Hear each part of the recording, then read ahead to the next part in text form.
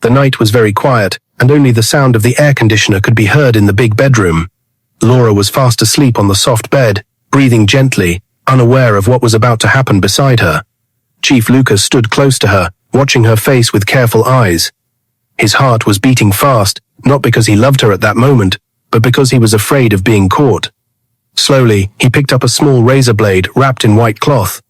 With steady hands, he gently cut a few strands of Laura's hair from the back of her head. Laura only turned slightly in her sleep, but she did not wake up. Chief Lucas quickly picked the hair and placed it inside a big red calabash that was already waiting on the floor. He then carried the calabash carefully and moved it round Laura's head 3 times, whispering words only he understood. After that, he tiptoed out of the bedroom and entered his own private room. He placed the red calabash on the bed, knelt down before it, and bowed his head.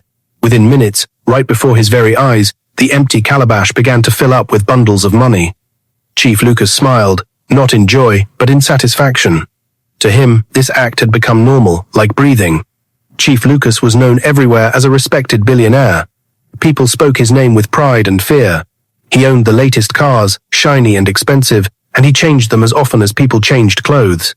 He had big houses in many cities across the country and even outside the country. Wherever he went, people stood up to greet him, and doors opened without questions. Yet, behind all this wealth was a secret nobody knew. Laura, his wife, lived in comfort and luxury. She dressed in the finest clothes, wore heavy jewelry, and carried designer bags that cost more than some people's houses. But one thing was missing in her life. She had no child. Many times, she cried alone, asking herself why happiness seemed complete for others, but broken for her. She tried to focus on business, to forget her pain. She opened shops, invested money, and started projects, but strangely everything failed. Each business collapsed without clear reason. Goods spoiled, customers disappeared, and money vanished. She did not know that every time she tried to rise on her own, her husband's secret actions were pulling her down. Laura slowly became confused and frustrated with life. She believed she was unlucky, not knowing that her own husband was the source of her problems. Chief Lucas noticed her struggles and pretended to care. One day, he sat her down and spoke calmly. He told her there was no need for her to stress herself with business again. He said he would put her on a weekly salary, a very huge amount that many people could only dream of. Laura agreed, feeling relieved. From that day, she stopped hustling and depended fully on the money her husband gave her. What she did not understand was that this move made it easier for Chief Lucas to continue using her hidden good luck without disturbance. Laura's pride grew with her comfort. She walked with her head high, shoulders raised, and rarely greeted people. Even elders complained about her behavior. In the presence of her friends, she always talked about her expensive clothes, shoes, and bags. She laughed loudly, believing she was better than everyone else. Once, a friend smiled and told her, "You're lucky. That's what happens when you marry a loving billionaire." Laura smiled proudly, unaware that the same man was quietly draining her destiny. As time went on, Laura became more distant from people. She stopped visiting old friends and rarely went to her family house. She felt she had outgrown them. Meanwhile, Chief Lucas continued his secret acts, night after night, always careful, always patient.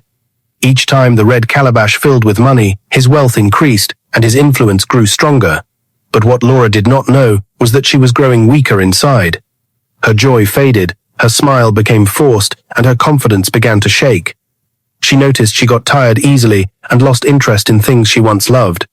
She blamed stress, age, and disappointment. Sometimes she would sit alone in her big living room, surrounded by luxury, yet feeling empty. People envied her life, but she felt something was missing. At night, she often woke up suddenly, touching her hair, feeling strange without understanding why. She never imagined that her own hair was being taken while she slept, used for secrets she knew nothing about.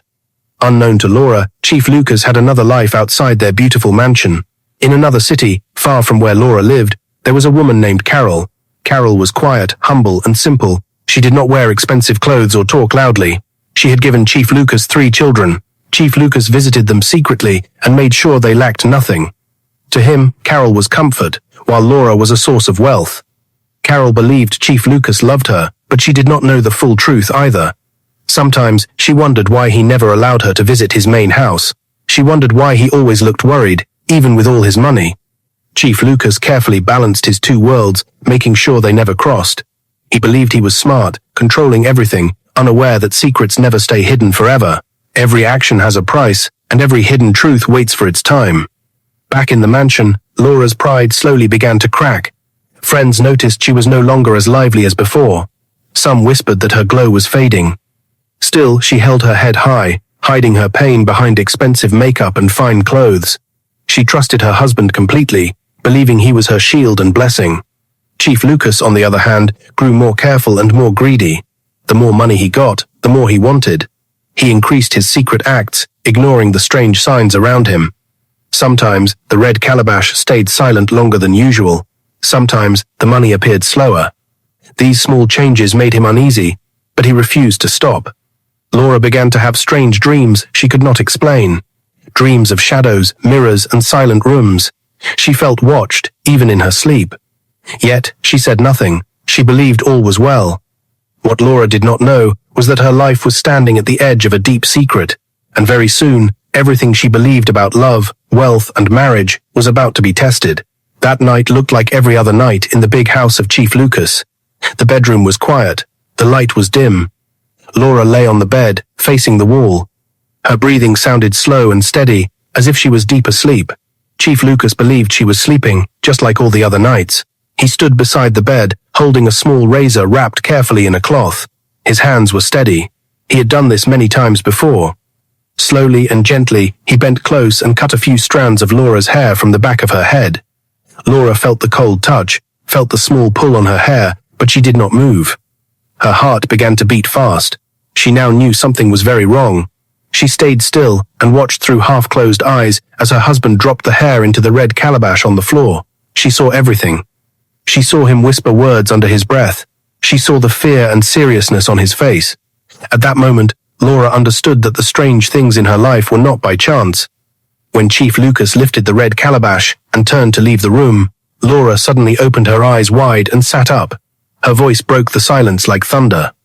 "What do you want to do with my hair?" she asked. Chief Lucas froze.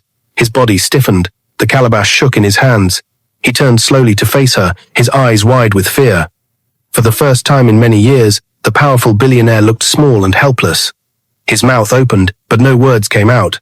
He tried to speak, but only broken sounds came from his lips. He was stammering badly.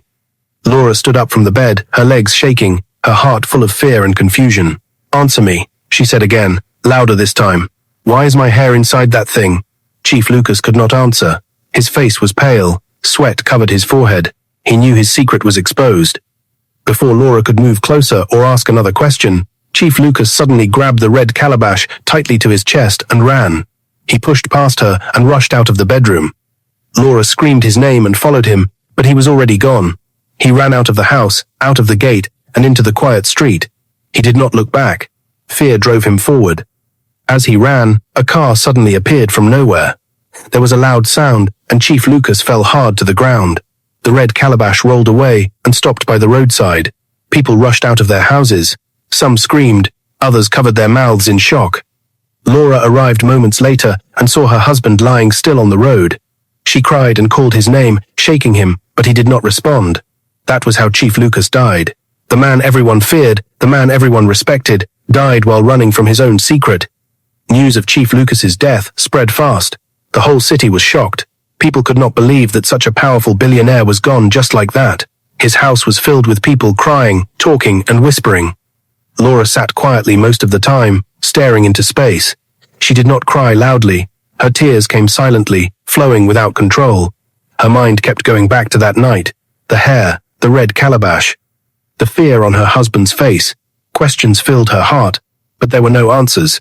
On the day of the burial, many important people came. Expensive cars filled the streets. Then something happened that shocked everyone. A woman arrived with 3 children. She looked simple and tired. She introduced herself as Carol.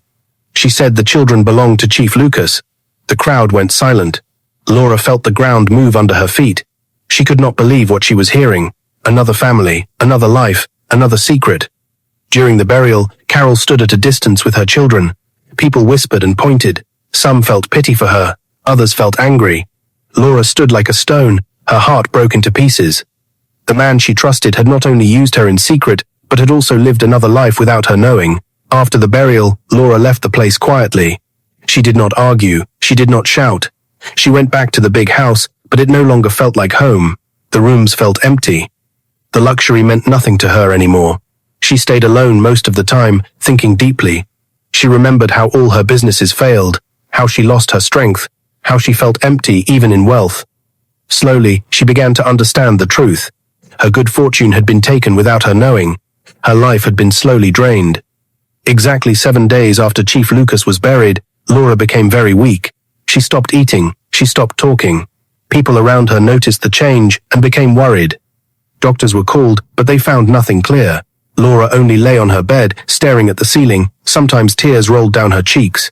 Sometimes she whispered softly, calling her own name, as if trying to find herself again. On the 7th night, the house was quiet. Laura took a deep breath, closed her eyes, and never opened them again. Exactly 7 days after her husband died, Laura also died. The news shocked everyone again. People began to talk. Some said the house was cursed. Others said hidden secrets destroy lives. Carol cried when she heard the news. The children asked questions no one could answer. In the end, the big houses of Chief Lucas stood empty.